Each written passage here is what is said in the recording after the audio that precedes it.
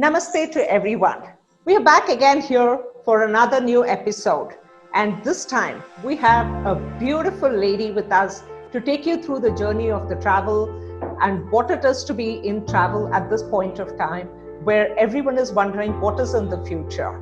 So with this and not much of time towards what's happened in the past few days, we would like to hand over to Miss Bindu, who is currently holding a position with Cisco as the Global Travel Ops Manager.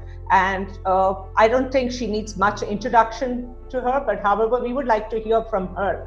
What is it that she has to share about her journey till date? Bindu, over to you. First of all, thank you for being with us. It's really an honor to have you here. Please go ahead and share your experience with us for the benefit of our viewers. Hi, Jyoti. Morning, afternoon, and evening, everyone, no matter which time zone you are in. So let me just say that I didn't choose travel, right? It basically chose me. I've been around for a little close to 3 decades. Okay, so Jyoti, stop calculating my age. And I've done most, right? Be it marketing, be it sales, be it corporate communication, be it meetings and events, and finally travel, right? But during the years, it dawned on me that travel is something that I like doing, right? That is my calling. And so I started investing more time into learning travel. My learning came from no books, right? Or no courses, but it came from actually on the job, observing people, observing organizations and the industry and learning from that. And I think that's the best teacher as per me. Today, I take care of, I support 96 countries, travel operations for 96 countries, out of which we have 76 countries are online bookings too, our own online booking tools. The others are offline markets, and that number is growing. But my learning, as I said before, is purely industry driven out of observing and interacting with people. That's interesting. Wow, 96 countries. So this is where comes the women power. And this is what I always advocate with that. Okay, so Bindu, right now what we have realized is the time has come where information has become critical and it's become very important that everyone is hit.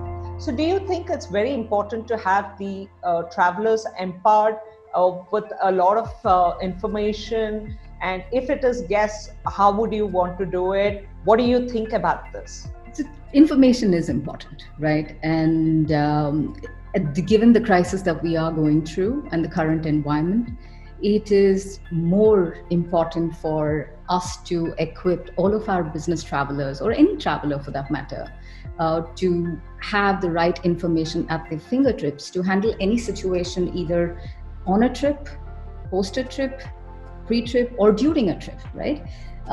But don't get me wrong, right? While I endorse this, I totally endorse the importance of communicating and information. I also know that, sometimes too much of information is not good, right? So you have to figure out how much of information is good for your organization, right? And it's a fine line.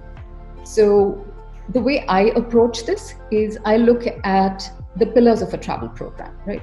What would you, as per your organization, think that is important, right, for your travelers? The way I would look at it, I would say safety and security. First and foremost for any organization is traveler safety and security.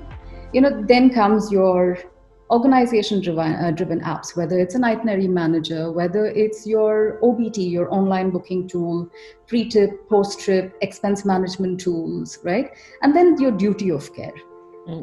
Given the world that we are living in today, it's important for a traveler to know how to navigate an airport, right? Within an airport. What are the travel restrictions, regulations, quarantine processes? Take India, for example. Traveling from Maharashtra to Karnataka or Delhi has different quarantine processes in place. And you don't expect your travel agency to keep the travelers informed. So as an organization, you have to equip that business traveler with all of that information that he's required to carry during his trip, right?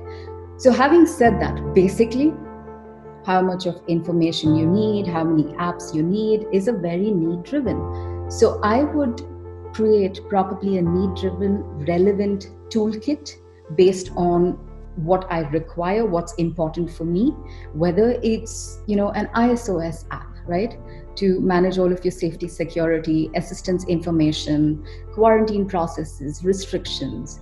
Then for a contactless, say, mobile check-in, airport process, or your travel, your air process, an app for that. In the ideal world, I would prefer to have one place to go to it. Unfortunately, it's not the case. So do your picking and choosing based on what's relevant for you. Yeah, but information is important given the current times. That's nice. That's very interesting. And in a crisp, you actually made us think a lot of things. Which are the touch points, which, like you said, is not available at one single platform. So there is a huge opportunity, technology teams out there to get that piece right for you. Yeah, so, yeah. So with that, I would like to move on to asking you today, being a crisis or non-crisis and handling so many countries, there's a lot of data which has been collected. Do you think somewhere as an organization, you could use this and have a lot of intervention from AI to support you on this? And how and where would you like to do that? So it's already driving choices, Jyoti. I mean, take a look at, say, the shared economy companies, right?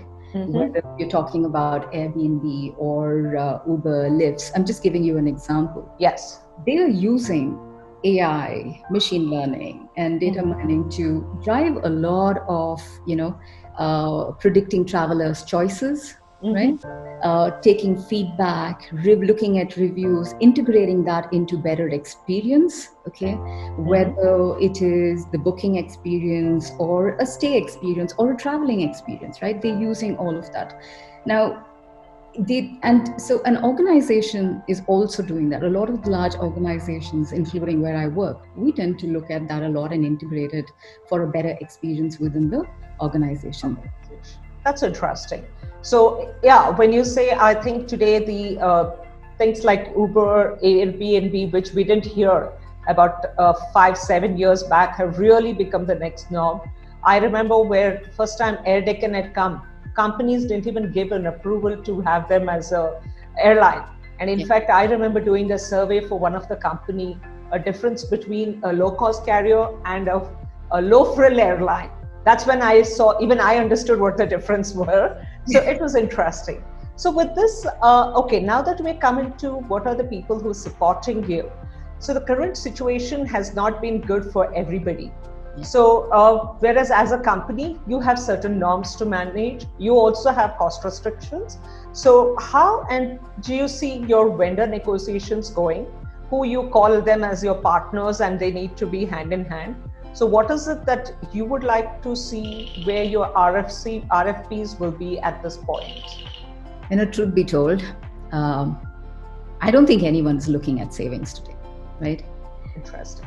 Yeah, and I personally am not. The way I'm approaching this and is based purely on partnership, right?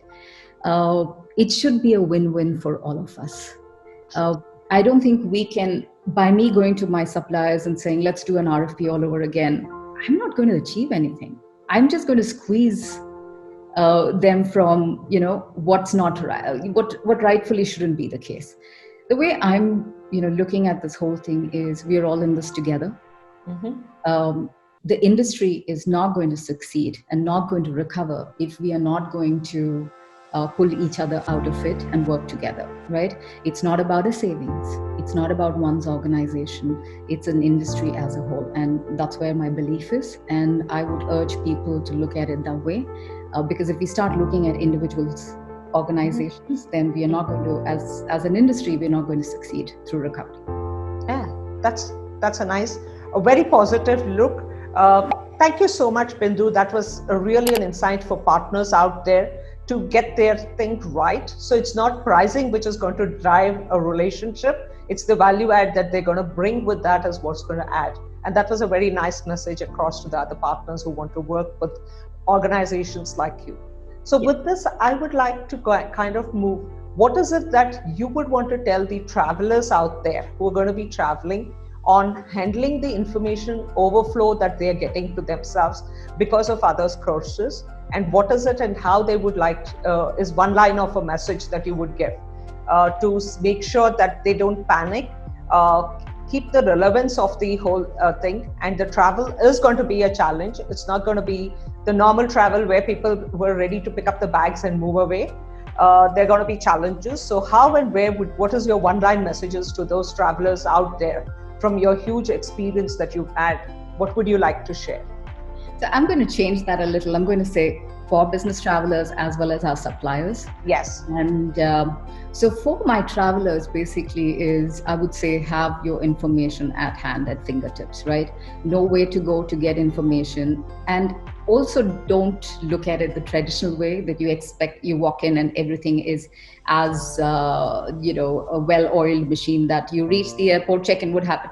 It's a different norm. It's a different world that we're moving towards. So be prepared for anything unexpected, but walk in with enough and more information on how to handle the situation. Now, for the suppliers, right, and for all of our partners, what I would like to say is we have moved away from the crisis management mode to recovery mode, right? Mm-hmm. Start spending the time that you have right now calling people, interacting with travelers, interacting with travel managers to figure out what is it that they want to see, right?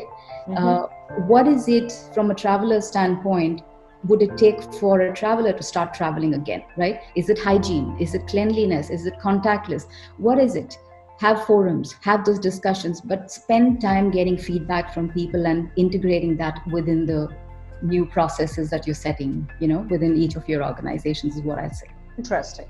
While saying this, we also wanted to know, today the travelers are moving ahead in the speed, and what is it that the engagement as a corporate that you would look at to handle crisis like this in coming future? So crises are never predicted, and at least Corona is something that none of us who are here watching this show, talking on this show, or thinking about it have never expected something like this. So I don't see we can be prepared. But what is it that you think while you were doing these exercises in the past few days of your BCP plans, did you think we can do this in future to control this to a certain extent? So let me just tell you, nothing ever could have prepared us for what hit us and, now the impact of it, right? Yeah. I remember in mid-Jan, when we started managing this, every day was a new day. There was no rule book or a playbook put in place for us to say how to manage this pandemic. Not even a stimulation exercise that we have done in the past, right? For safety and security. So this was a learning as we went, right? Every crisis, every incident, every issue taught us something new on how to work together, on the importance of partnerships and relationships in the given market, right? Mm-hmm. It basically every day taught us something new. Now, we have dealt with tougher times, right? We have dealt with tough times, whether it was the tech bubble burst or the recession. Now, there were different kinds of crises that we've been through, but we have pulled through. Nothing has really stopped us. Now, while travel has slowed down, I don't see it being a null or stopping. I think it's going to be a slow progression, but travel, like all the other times, will take off. People will travel, whether it's leisure travel or business travel. If you look at the surveys and the analysis being done by the market in a whole, everyone's been saying that leisure travel is picking up and will pick up first than business travel. Yeah. So my whole idea of this whole thing is you have to pick up yourself from where you left off, start learning, and move ahead, right? And there is this one quote, Jyoti, that resonates with me extremely well, right? Your life is like a book, so write it well, right? Learn a new skill. Learn something new to get you through the next few years and make use of this time that you have. That's a nice message across. So again, those sounding like resonating the same thing, I would like to add, just give us one message that you want to give to the industry What is it, especially for the youngsters who have just entered this industry or thinking to enter this industry? Because a lot of them have said, is this the right time to be in the travel and hospitality industry? So what is your message to them to stay positive and to look ahead in these industry or whatever they want to progress their career to? So this is a very interesting time for global travel, right? Global business travel. They say there are more opportunities during a crisis, and that's the way I'm approaching it, right? Mm-hmm. I'm looking at the opportunities. We have a crisis, but I am also looking at the opportunities within the crisis, how we can change the way we do travel, right? Move away from the traditional stuff and move towards more a digital experience. So I would tell people who are looking at travel as a career as don't look at, just the basics of travel. Look at how to innovate and take travel probably notches higher, right? Look at how you digitalize travel. Look at what can you bring in terms with whether it is an AI, machine learning, data mining. Bring those skills into the travel industry and make this a better place for us. That's what I would tell the newer people looking at travel as a career. But personally speaking, there's no now. This is just the beginning for us. True. Thank you so much, Bindu, for spending this time with us. We have learned a lot from this session. It's been interesting. I'm out there. I'm sure viewers also will agree to this. With this, I would like to take a sign off and thank you for giving your precious time. Is there anything that you would like to add before we kind of call it a day? I just want to say thank you for having me here, and it's been great talking to you as always. Thank you so much. The pleasure is all mine.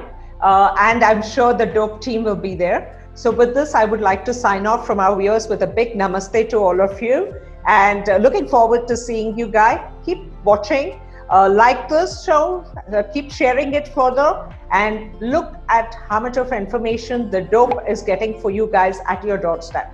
Over to you guys back there. Have a great day, evening, whatever it is. Namaste. Jai Hind.